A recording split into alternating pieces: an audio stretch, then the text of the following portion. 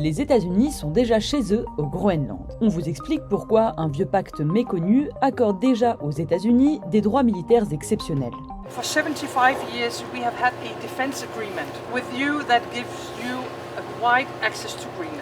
En 1946, le président américain Truman veut acheter l'île la plus grande au monde. Il propose au Danemark, qui la contrôle, 100 millions de dollars en lingots d'or. Copenhague refuse, mais elle signe avec les États-Unis un accord de défense. On est en pleine guerre froide et les États-Unis veulent sécuriser l'Arctique. Cet accord les autorise à construire et exploiter des bases militaires au Groenland, mais aussi à gérer des ports, des avions, des navires, etc. Des milliers de soldats sont déployés sur l'île et les États-Unis possèdent jusqu'à une douzaine de bases. En 2004, cet accord est révisé. Les États-Unis doivent désormais consulter le Danemark et le Groenland, devenus autonomes, pour tout changement. Mais selon les experts, cette révision relève surtout de la courtoisie.